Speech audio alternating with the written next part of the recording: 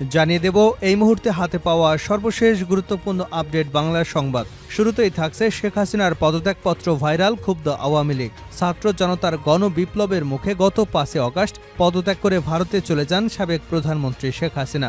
সম্প্রতি সামাজিক যোগাযোগ মাধ্যমে শেখ হাসিনার পদত্যাগ সংক্রান্ত একটি পত্র ভাইরাল হয়েছে। তবে এই পদত্যাগ পত্রকে ভুয়া দাবি করেছে আওয়ামী লীগ। পাশাপাশি গণমাধ্যমে এ বিষয়ে সংবাদ প্রকাশ করায় সমালোচনা করেছে দলটি।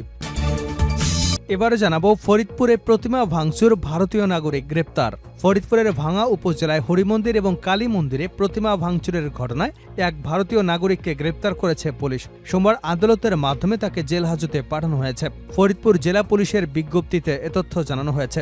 গ্রেপ্তার হওয়া ব্যক্তির নাম সঞ্জিত বিশ্বাস, ৪৫। তিনি ভারতের নদিয়া জেলার নিশিকান্ত বিশ্বাসের ছেলে। জানাবো অন্তর্বর্তী সরকার ব্যর্থ হলে দেশের মানুষকে ভুগতে হবে নুরুল হক। অন্তর্বর্তী সরকারের সফলতার উপর দেশের আগামীর ভবিষ্যৎ নির্ভর করছে বলে মন্তব্য করেছেন গণ অধিকার পরিষদের সভাপতি নুরুল হক নূর। তিনি বলেন, এ সরকার সফল হলে দেশের মানুষের জন্য ভালো হবে, আর যদি ব্যর্থ হয় তাহলে দেশের মানুষকে ভুগতে হবে। তাই সরকারকে সফল করবার জন্য সবার সহযোগিতা করা উচিত। এবারে থাকছে পদত্যাগ চাইলে সোহেল তাজকে গান শুনিয়েছিলেন শেখ হাসিনা। ২০০৯ সালে মাত্র ৫ মাস দায়িত্ব পালন করে সাবেক স্বরাষ্ট্র প্রতিমন্ত্রী তানজিম আহমেদ সোহেল তাজ পদত্যাগ করেছিলেন। সম্প্রতি এক সংবাদ মাধ্যমে তিনি নিজের পদত্যাগ এবং প্রধানমন্ত্রী শেখ হাসিনার সঙ্গে সম্পর্ক নিয়ে খোলামেলা আলোচনা করেছেন। প্রিয় দর্শক, সোহেল তাজের সেই বহুল আলোচিত সাক্ষাৎকারটি আপনাদের সামনে উপস্থাপন করছি, সঙ্গেই থাকুন। জানিয়ে দেব ব্রাহ্মণবাড়িয়ায় ঈদে মিলাদুন্নবীকে কেন্দ্র করে সংঘর্ষ, আহত ৫০।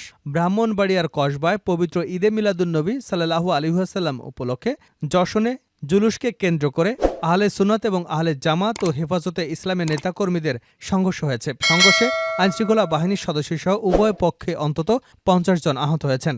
সোমবার দুপুর ১:১২টা থেকে বেলা ২টা পর্যন্ত উপজেলার পৌর এলাকার কদমতলী মোড়ে এ সংঘর্ষ ঘটে। এবং সর্বশেষ জানাবো আন্তর্জাতিক সংবাদ। এবার নরেন্দ্র মোদী এক দেশ এক নির্বাচন চালু করতে যাচ্ছেন। ভারতীয় পার্লামেন্ট তথা লোকসভায় এখন আর একক সংখ্যাগরিষ্ঠতা নেই নরেন্দ্র মোদীর দল বিজেপির। গুরুত্ব বেড়েছে এনডিএ জোটের। এরই মধ্যে এক দেশ এক নির্বাচন চালু করতে সক্রিয় ভারতের জোট সরকার। সংবাদ সংস্থা পিটিআই এক সূত্রের উদ্ধৃত করে জানিয়েছে, এনডিএ সরকার চলতি মেয়াদকালে এক দেশ এক নির্বাচন কার্যকর হবে। নাম গোপন রাখার শর্তে এই সূত্র পিটিআইকে জানিয়েছে। অবশ্য এটি চলতি মেয়াদে কার্যকর করা হবে। এটি বাস্তবে রূপ নেবে। এই সংস্কারমূলক পদক্ষেপ সব দলই সমর্থন জানাবে বলেও আশাবাদী তিনি। এতক্ষণ শিরোনাম শুনছিলেন, এবার বিস্তারিত। প্রিয় দর্শক, আপনি যদি এই চ্যানেলে নতুন হয়ে থাকেন, ভিডিওটি দেখতে দেখতে চ্যানেলটি সাবস্ক্রাইব করে আমাদের সঙ্গে থাকুন। আর এই ভিডিও সম্পর্কে আপনি আপনার মূল্যবান মতামতটি কমেন্ট বক্সে জানিয়ে দিন। আর হ্যাঁ প্রিয় দর্শক, জানিয়ে দিন ভিডিওটি কোথা থেকে দেখছেন। শেখ হাসিনার পদত্যাগপত্র ভাইরাল, ক্ষুব্ধ আওয়ামী লীগ। ছাত্র জনতার গণবিক্ষোভের মুখে গত ৫ আগস্ট পদত্যাগ করে ভারতে চলে যান সাবেক প্রধানমন্ত্রী শেখ হাসিনা। সম্প্রতি সামাজিক যোগাযোগ মাধ্যমে শেখ হাসিনার পদত্যাগ সংক্রান্ত একটি পত্র ভাইরাল হয়েছে।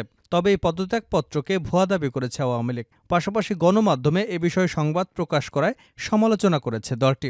সোমবার আওয়ামী লীগের ভেরিফাইড ফেসবুক পেজে দেওয়া এক পোস্টে শেখ হাসিনার পদত্যাগ সংক্রান্ত পত্রটি ভুয়া বলে দাবি করে দলটি। আওয়ামী লীগের পক্ষ থেকে বলা হয়, দেশের টিভি চ্যানেলের ফেসবুকে এরকম অপরিপক্ক এডিটেড একটি পদত্যাগপত্র প্রকাশ একটি দৈন্যতা মাত্র। পোস্টে বলা হয়, পদত্যাগপত্রে এখনও মুজিববর্ষের লোগো লাগানো রয়েছে, যে মুজিববর্ষ ২০২১ সালেই শেষ হয়েছে। এছাড়া ভুয়া এই পদত্যাগপত্রটি অত্যন্ত অস্পষ্ট। পদত্যাগপত্রের ভাষায় যা মন চায় তাই লিখে পাবলিশ করা হয়েছে। এই পদত্যাগপত্রের স্বাক্ষরটিও গুগল থেকে নেওয়া হয়েছে বলে দাবি করা হয়েছে।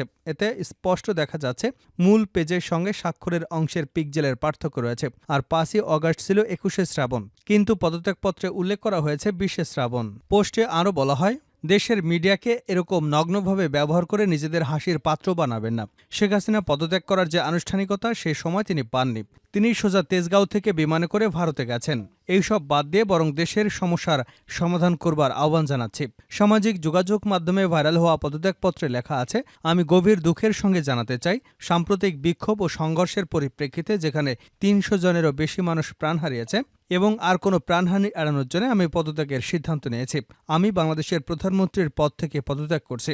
এই ঘটনাগুলোতে আমি সম্পূর্ণ দায়িত্ব স্বীকার করছি এবং এদেশের জনগণের নিরাপত্তা ও কল্যাণের প্রতি আমার অঙ্গীকার সবসময় অটুট থাকবে। গত ১৫ বছর ধরে আমি আপনাদের সেবা করার সুযোগ পেয়েছি, যা আমার জীবনের সবচেয়ে বড় সম্মান। তবে সাম্প্রতিক ঘটনাবলী প্রমাণ করেছে এই মুহূর্তে দেশকে এগিয়ে নিতে অন্য নেতৃত্বের প্রয়োজন। আমি আশা করি আমার পদত্যাগে বাংলাদেশের উন্নয়নে নতুন পথ খুলে দেবে এবং শান্তি পুনঃপ্রতিষ্ঠিত হবে। পত্রের শেষ পর্যায়ে লেখা রয়েছে, এই কঠিন সময়ে আমার সরকার যা কিছু করেছে তার জন্য আমি গভীরভাবে অনুতপ্ত। আমি সব বাধ্যবাধকতা মেনে নিয়েছি এবং এই সিদ্ধান্ত বাংলাদেশের বৃহত্তর স্বার্থে নিয়েছি। প্রসঙ্গত, ভারতে পালিয়ে যাবার পর খোদ প্রধানমন্ত্রী শেখ হাসিনা এক বার্তায় দাবি করেন তিনি পদত্যাগ করেননি। তার ছেলে সজীব ওয়াজেদ জয় একাধিকবার দাবি করেছেন যে তার মা প্রধানমন্ত্রীর পদ থেকে পদত্যাগ করেননি। ফরিদপুরে প্রতিমা ভাঙচুর, ভারতীয় নাগরিক গ্রেপ্তার। ফরিদপুরের ভাঙ্গা উপজেলায় হরিমন্দির ও কালী মন্দিরের প্রতিমা ভাঙচুরের ঘটনায় এক ভারতীয় নাগরিককে গ্রেপ্তার করেছে পুলিশ।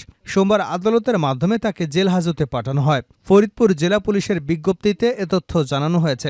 গ্রেপ্তার হওয়া ব্যক্তির নাম সঞ্জিত বিশ্বাস, ৪৫। তিনি ভারতের নদিয়া জেলার নিশিকান্ত বিশ্বাসের ছেলে। এর আগে শনিবার দিবাগত রাতের কোনো এক সময় ভাঙা বাজারের হরিমন্দিরের কার্তিক ঠাকুরের হাতের আঙুল, ময়ূরের গলা মোচলানো, ঘোড়ার কান ও আঙুল, অসুরের হাতের আঙুল এবং কালী মন্দিরের গণেশের হাতের আঙুল ও সুর ভাঙা দেখে থানায় লিখিত অভিযোগ দায়ের করে মন্দির কমিটি। জেলা পুলিশ সুপার মোহাম্মদ আব্দুল জলিল জানান, ঘটনায় তদন্তের সময় ঘটনাস্থলের পাশে কালী মন্দিরের সামনে দুজন ব্যক্তিকে পাওয়া যায়। জিজ্ঞাসাবাদে একজনকে স্থানীয়রা পরিচিত বলে শনাক্ত করেন। অপর ব্যক্তিকে সন্দেহ হওয়ায় তাকে থানায় এনে জিজ্ঞাসাবাদ করা হয়। তিনি একবার বাংলা একবার হিন্দি ভাষায় কথা বলতে থাকেন। এক পর্যায়ে তিনি ভারতীয় নাগরিক হিসেবে পরিচয় দেন। তিনি আরও জানান, গ্রেপ্তার সঞ্জিত বিশ্বাসকে পরে আদালতে পাঠানো হয়েছে। এ ঘটনায় তদন্ত অব্যাহত রয়েছে। অন্তর্বর্তী সরকার ব্যর্থ হলে দেশের মানুষকে ভুগতে হবে নুরুল হক। অন্তর্বর্তী সরকারের সফলতার উপর দেশের আগামীর ভবিষ্যৎ নির্ভর করছে বলে মন্তব্য করেছেন গণ অধিকার পরিষদের সভাপতি নুরুল হক নূর। তিনি বলেন, এ সরকার সফল হলে দেশের মানুষের জন্য ভালো হবে, আর যদি ব্যর্থ হয় তাহলে দেশের মানুষকে ভুগতে হবে। তাই সরকারকে সফল করার জন্য সবার সহযোগিতা করা উচিত। দেশে বেকারত্ব মহামারী নিরসনে অন্তর্বর্তীকালীন সরকারের কাছে বাংলাদেশ যুব অধিকার পরিষদের ৭ দফা প্রস্তাবনা শীর্ষক আলোচনা সভায় নুরুল হক নূর বলেন, আজ রোববার দুপুরে রাজধানীর বিজয়নগর এলাকায় গণ অধিকার পরিষদের কার্যালয়ে এ সভা হয়। সভায় নুরুল হক নূর বলেন, শেখ হাসিনা দেশ ছেড়ে পালিয়েছেন, অথচ তার দোসররা এখনও সক্রিয়। তারা গোপালগঞ্জে হত্যাকাণ্ড ঘটিয়েছে। আগামী এক সপ্তাহের মধ্যে গোপালগঞ্জের হত্যাকাণ্ডে জড়িত সবাইকে আটক করবার দাবি জানান নুরুল হক নূর। তা না হলে সেখানকার প্রশাসনের কারো চাকুরি থাকবে না বলেও হুঁশিয়ারি দেন তিনি। নুরুল হক নূর বলেন, গোপালগঞ্জের সন্ত্রাসীরা সংগঠিত হয়ে সেনাবাহিনীর উপর হামলা করেছিল। এটা লজ্জার। তিনি বলেন, তাদের শায়েস্তা করতে না পারলে ভবিষ্যতে বড় ধরনের অঘটন ঘটতে পারে। আওয়ামী লীগকে পুনর্বাসন করে রাষ্ট্র সংস্কার সম্ভব নয় মন্তব্য করে গণ অধিকার পরিষদের সাধারণ সম্পাদক রাশেদ খান বলেন, এর মধ্যে সর্বত্র বিশৃঙ্খলা শুরু হয়েছে, রাষ্ট্র স্থবির হয়ে আছে। রাষ্ট্র সংস্কার করতে হলে সবার সম্মিলিত প্রচেষ্টা দরকার, কিন্তু রাজনৈতিক দলগুলোকে কাজে সম্পৃক্ত করার ক্ষেত্রে অনীহা দেখা যাচ্ছে। রাজনৈতিক দলকে দূরে রেখে কি রাষ্ট্রীয় সংস্কার করতে পারবেন? বাংলাদেশ যুব অধিকার পরিষদের সভাপতি মঞ্জুর মোর্শেদ মামুন বলেন, এই ৭ দফা প্রস্তাব তরুণদের মুক্তির লক্ষ্যে অবিসংবাদিত প্রস্তাব। সরকার অনতিবিলম্বে এসব প্রস্তাব আমলে নেবে, অন্যথায় সারা দেশে তরুণ সমাজের মধ্যে জনমত তৈরি করা হবে। ২০ সেপ্টেম্বর মানববন্ধন ও ২২ সেপ্টেম্বর জেলা প্রশাসক বরাবর সারা দেশে স্মারকলিপি দেওয়া হবে।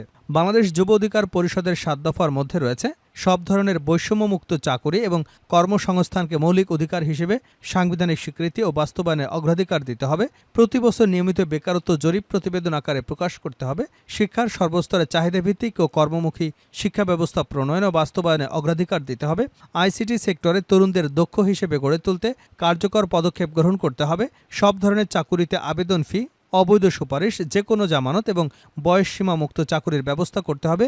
ঘুষ ও দুর্নীতির মতো অসৎ উপায় নিয়োগের সব প্রক্রিয়া বন্ধ এবং সরকারি ও বেসরকারি চাকুরির বৈষম্য অবসান ঘটাতে হবে। পদত্যাগ চাইলে সোহেল তাজকে গান শুনিয়েছিলেন শেখ হাসিনা। ২০০৯ সালে মাত্র ৫ মাস দায়িত্ব পালন করে সাবেক স্বরাষ্ট্র প্রতিমন্ত্রী তানজিম আহমেদ সোহেল তাজ পদত্যাগ করেছিলেন। সাম্প্রতিক এক সংবাদ মাধ্যমের সঙ্গে তিনি নিজের পদত্যাগ এবং প্রধানমন্ত্রী শেখ হাসিনার সঙ্গে সম্পর্ক নিয়ে খোলামেলা আলোচনা করেছেন। সোহেল তাজ বলেন, আমি যেদিন স্বরাষ্ট্র প্রতিমন্ত্রীর দায়িত্ব নিয়েছিলাম সেদিন কেঁদেছিলাম। আমি সেদিন অনুধাবন করতে পেরেছিলাম যে আমি বড় একটি দায়িত্ব নিতে যাচ্ছি। আমি বাংলাদেশকে পরিবর্তন করবার ক্ষেত্রে খুবই উৎসাহী ছিলাম, কিন্তু আমার সঙ্গে দেশের সঙ্গে এবং দলের সঙ্গে শত্রুতা করা হয়েছে। তিনি আরও বলেন, আমি পরিবারতন্ত্রে বিশ্বাসী করি না। মাঠ পর্যায় থেকে রাজনীতি শুরু করেছে। আমি যাতে রাজনীতিতে না আসতে পারি সেজন্য উপর থেকে অনেকে বাধা দিয়েছিল। প্রথম টার্মে যখন নির্বাচিত হই সেবার আমার দল মাত্র ৫৮টা আসন পায়। বিরোধী দলে রাজনীতি করতে অনেক জুলুম সহ্য করতে হয়েছে। আন্দোলনে মিটিং মিছিলে সক্রিয় ছিলাম। দলে আমার কন্ট্রিবিউশন ছিল। আমি কারো পরিচয়ে মন্ত্রিত্ব চাইনি। আমি মনে করি নিজের যোগ্যতায় স্বরাষ্ট্র প্রতিমন্ত্রীর দায়িত্ব পেয়েছিলাম। মন্ত্রিত্ব কেন ছেড়েছিলেন এমন প্রশ্নের জবাবে সোহেল তাজ বলেন, আমি দুর্নীতি দেখেছি, অনিয়ম দেখেছি। বিডিআর বিদ্রোহের তদন্তকালে আমার ভালো লাগেনি, সেখানে অনিয়ম হয়েছে। আমি স্বাধীনভাবে কাজ করতে পারছিলাম না। একটা পর্যায়ে পুলিশের ঊর্ধ্বতন কর্মকর্তাদের নির্দেশনা দেওয়া হয়েছে স্বরাষ্ট্র প্রতিমন্ত্রীর কথা না শুনতে। তারা আমার কথা শুনবে না, কিন্তু আমাকে আবার ওই পদেই থাকতে হবে। সুতরাং আমার মনে হয়েছিল আমাকে এবং আমার পরিবারকে ঢাল হিসেবে ব্যবহার করা হচ্ছে। তিনি বলেন, আমার পদত্যাগপত্র গ্রহণ করা হচ্ছিল না। এরপরও পদত্যাগপত্র জমা দিয়ে যুক্তরাষ্ট্রে চলে যাই। পরে সেখান থেকে শেখ হাসিনার সঙ্গে ফোনে কথা বলি। আমি বারবার বলেছি আমাকে ছেড়ে দিন, কিন্তু তিনি আমাকে ছাড়বেন না। ওটা ছিল আমার জীবনের সবচেয়ে বিস্ময়কর ফোন আলাপ। আমি শেখ হাসিনাকে বারবার বলেছি আমাকে ছেড়ে দিন, কিন্তু তিনি বলেন, না, তোমাকে থাকতে হবে। তোমার কি লাগবে?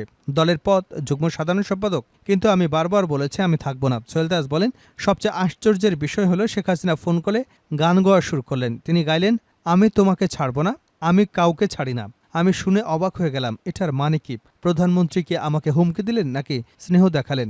অনেকেই বলেন এটা স্নেহের বিষয় ছিল। এরকম অনেকগুলো কারণে আমি পদত্যাগ করেছি। তিনি বলেন, পদত্যাগ করার পরে আমাকে বিভিন্নভাবে নাজেহাল হতে হয়েছে। আমার বিরুদ্ধে অনেক অপপ্রচার চালানো হয়েছে। বাংলাদেশে আসলে গোয়েন্দারা আমাকে অনুসরণ করত। ওই সময় আবার অনেকের গুম হবার তথ্য পাওয়া যাচ্ছিল। একটা আতঙ্কের পরিবেশ ছিল। আমার এক ভাগিনাকে তার ব্যক্তিগত কারণে গুম করা হয়েছিল। শেষ করছে আন্তর্জাতিক সংবাদ দিয়ে। এক দেশ এক নির্বাচন চালু করছেন নরেন্দ্র মোদী।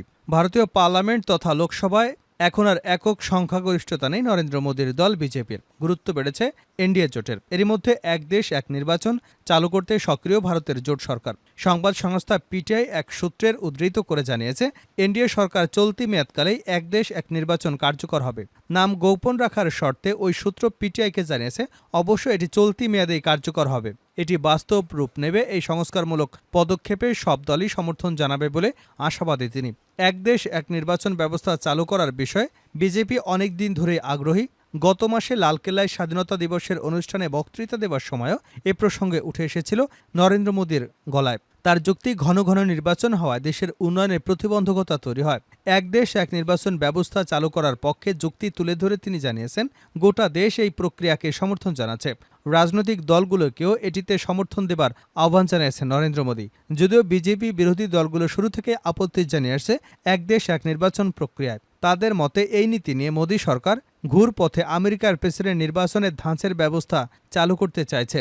এটি যুক্তরাষ্ট্রীয় কাঠামো এবং সংসদীয় গণতান্ত্রিক ভাবনার পরিপন্থী বলেও বিরোধী নেতৃবৃন্দের অভিযোগ। বিশেষত বিজেপি বিরোধী আঞ্চলিক দলগুলোর আশঙ্কা, এক দেশ এক ভোট নীতি কার্যকর হলে লোকসভার ঢেউয়ের বিধানসভায় ভেসে যাবে। রাষ্ট্রীয় কাঠামোয় সংসদ এবং বিধায়ক নির্বাচনের ক্ষেত্রে যেটুকু বৈচিত্র্যের সম্ভাবনা রয়েছে, বিজেপির আগ্রাসী প্রচারের মুখে তা ভেঙে পড়বে বলে অভিযোগ তুলেছে কংগ্রেস, তৃণমূল, সিপিএম সহ অন্যান্য বিরোধী দল। অন্যদিকে কেন্দ্রের তরফে আবারও যুক্তি দেখানো হয়েছে, ব্যবস্থা চালু হলে ভোট প্রক্রিয়ার জন্য যে বড় অঙ্কের খরচ হয় তা কমে আসবে। ভোটের আদর্শ আচরণ বিধির ক্ষেত্রে বারবার সরকারের উন্নয়নমূলক কাজ থমকে যাবে না এবং তার সাথে সরকারি কর্মীদের উপর থেকেও ভোটের তালিকা তৈরির চাপ কমবে। এক দেশ এক নির্বাচন ব্যবস্থা চালু করা কতটা বাস্তবসম্মত তা খতিয়ে দেখতে একটি কমিটিও গঠন করা হয়েছিল। কমিটির নেতৃত্বে ছিলেন সাবেক রাষ্ট্রপতি রামনাথ কোবিন্দ। গত মার্চে সেই কমিটি রাষ্ট্রভবনে গিয়ে দ্রৌপদী মুর্মুর কাছে একটি রিপোর্ট জমা দিয়েছেন। কোবিন্দের নেতৃত্বাধীন কমিটিও এই প্রক্রিয়ার পক্ষেই মত দিয়েছে বলে সূত্রের দাবি।